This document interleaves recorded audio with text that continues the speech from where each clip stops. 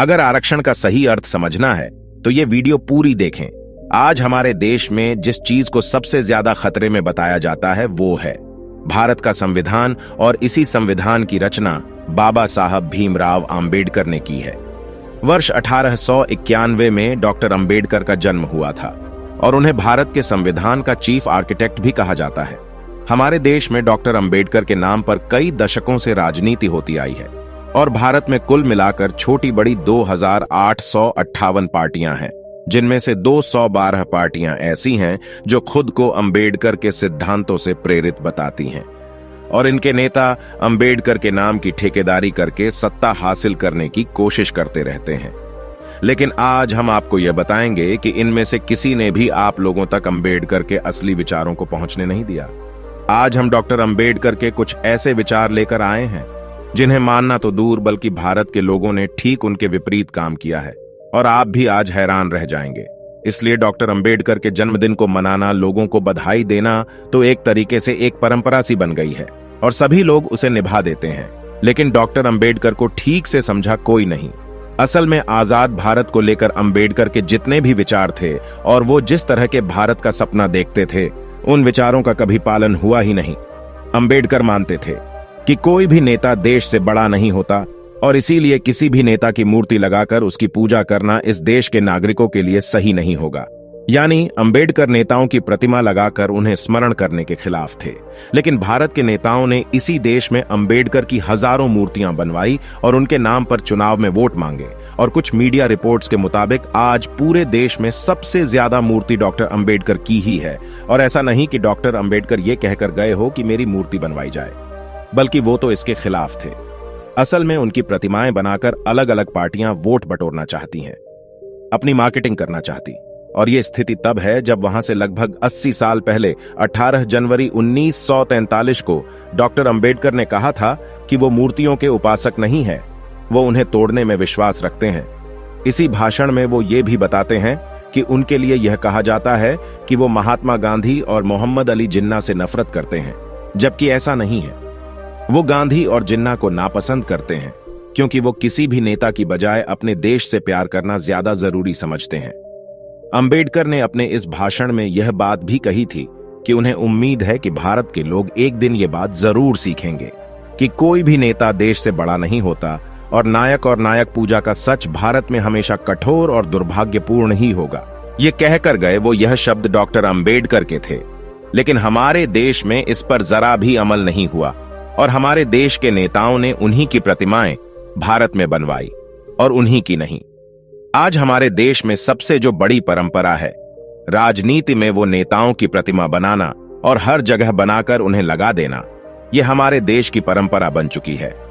इसी तरह डॉक्टर आम्बेडकर ने खुद संविधान बनाते वक्त उसमें आरक्षण की स्थायी व्यवस्था नहीं की थी। 30 नवंबर 1990-48 को जब संविधान सभा में आरक्षण पर बहस हुई, तब आम्बेडकर ने कहा था कि आरक्षण लागू होने के 10 साल में इस बात की समीक्षा होनी चाहिए कि जिन्हें आरक्षण दिया गया है, क्या उनकी स्थिति में कोई सुधार हुआ है या नहीं। उन्होंने ये भी कहा कि अगर आरक्षण से किसी वर्ग का विकास हो जाता है तो उसके आगे की पीढ़ी को आरक्षण का लाभ नहीं देना चाहिए। इसके पीछे उन्होंने ये वजह बताई। ये आरक्षण का मतलब बैसाखी नहीं है जिसके सहारे पूरी जिंदगी काट दी जाए। ये विकसित होने का एकमात्र एक अधिकार है। लेकिन हमारे देश में वोट बैंक की राजनीति की वजह से आम्बेडकर के इस विचार की गंभीरता को समझा नहीं गया और हमारे देश की राजनीति ने आरक्षण की व्यवस्था को स्थायी बना दिया। आज भारत में किसी पार्टी में किसी नेता में इतना दम नहीं कि वो आकर ये कह दे कि वो आरक्षण को बंद कर रहा है। यहां तक कि यह बात हम बार बार कहते आए हैं कि आरक्षण जिन लोगों को मिल रहा है उनके बारे में एक आकलन होना चाहिए, और अगर किसी एक परिवार को आरक्षण का लाभ मिल चुका है और वो परिवार अब इस स्थिति में आ गया है कि उसे अब इस बैसाखी की आवश्यकता नहीं है, तो फिर उसका आरक्षण बंद होना चाहिए और फिर ये आरक्षण ऐसे परिवार को मिलना चाहिए, ऐसे लोगों को मिलना चाहिए जिन्हें वाकई आरक्षण की जरूरत है, जिन्हें इस बैसाखी की जरूरत है। आज हमारे देश में किसी पार्टी की हिम्मत नहीं।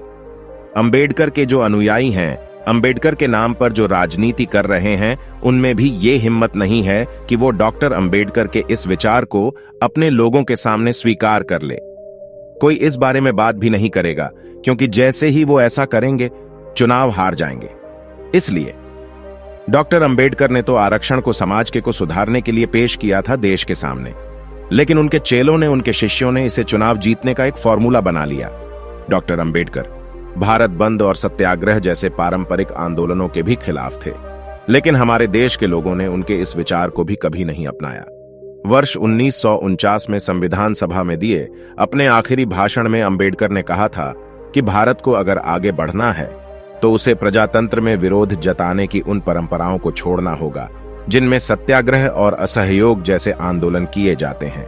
उन्होंने कहा था कि जब लोग संवैधानिक अधिकार और लोकतांत्रिक व्यवस्था होते हुए भी पारंपरिक आंदोलन को विरोध के तरीके के रूप में अपनाएंगे तो फिर आजादी का कोई मतलब नहीं रह जाएगा। आपको अगर ठीक से समझना चाहें तो मैं आपको उनका यह भाषण पढ़कर सुनाता हूं, पर आपसे दरख्वास्त है ध्यान से सुने, तभी पूरी बात समझ में आएगी। डॉक्टर अंबेडकर कहते हैं, यदि हम लोकतंत्र को केवल रूप में ही नहीं वरन यथार्थ में बनाए रखना चाहते हैं तो हमें क्या करना चाहिए?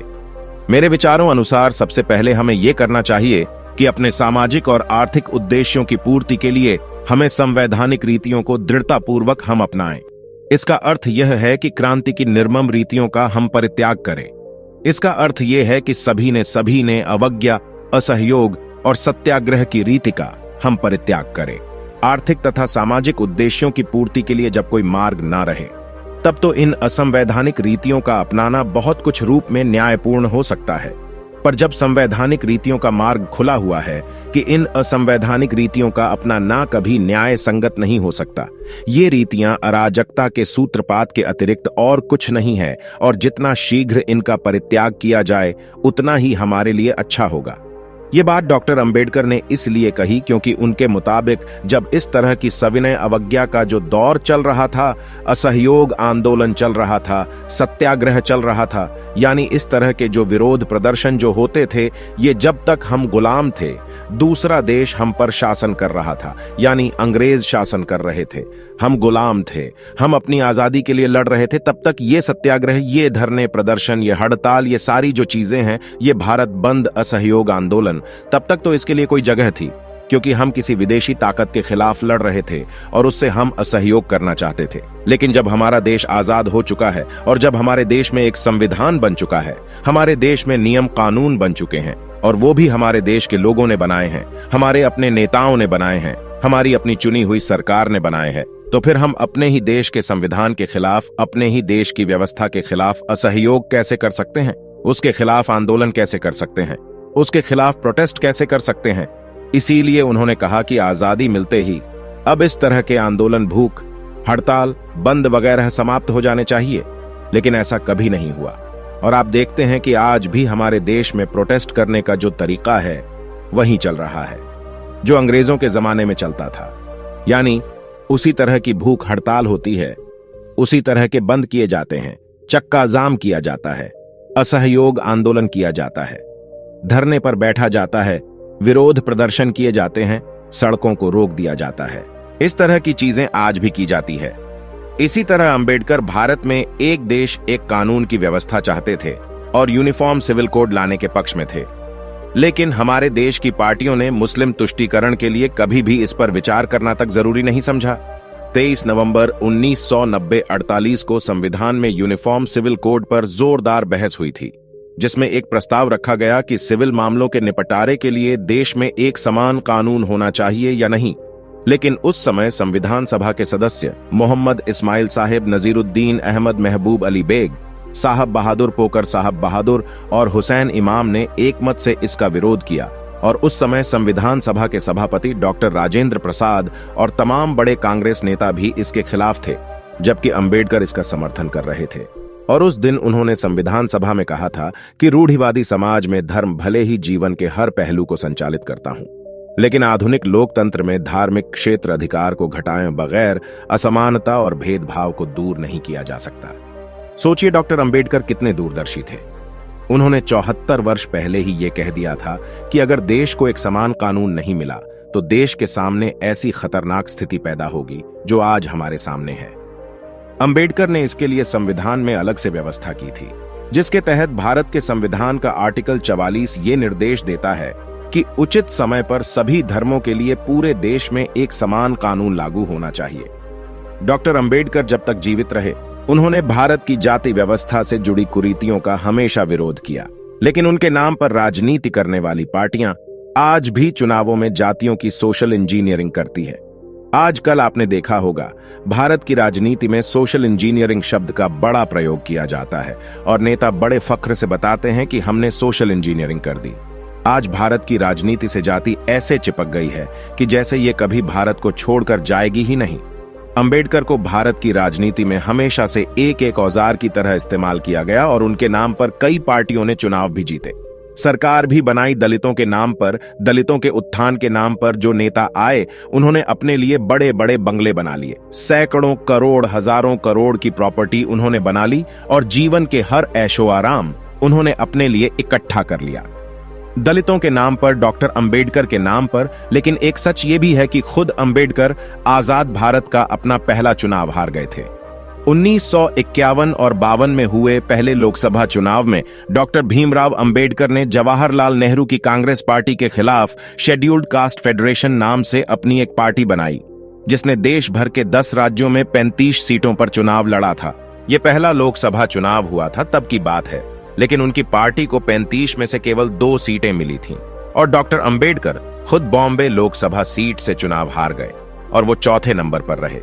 उन्होंने अपना पहला चुनाव कांग्रेस के एक ऐसे उम्मीदवार से हारा जो बतौर सहायक उन्हीं के साथ काम कर चुका था, यानी अपने सहायक से ही चुनाव हार गए और कांग्रेस पार्टी के इस नेता का नाम था कर, यानी इस देश के लोगों ने ही अंबेडकर को चुनाव में हरा दिया।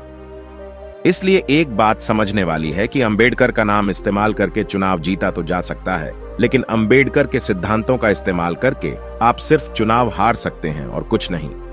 अंबेडकर ने अपनी मृत्यु के बाद न जाने कितने नेताओं की जिंदगी बना दी, कितनी पार्टियों को सत्ता तक पहुंचा दिया, आज भी पहुंचा रहे हैं।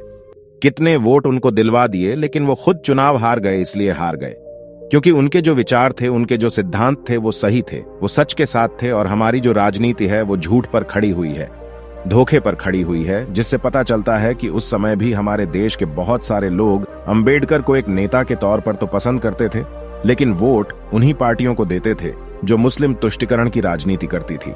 भीमराव अंबेडकर देश के पहले कानून मंत्री भी थे, लेकिन वर्ष 1951 में जब जवाहरलाल नेहरू ने हिंदू कोड बिल वापस लिया तो अंबेडकर ने मंत्री पद से इस्तीफा दे दिया था और बाद में कांग्रेस को भी छोड़ दिया था।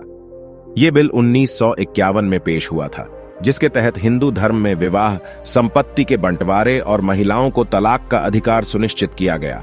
उस समय बहस इस बात पर थी कि केवल हिंदू धर्म के लोगों पर ही इस तरह का कानून क्यों थोपा जा रहा है।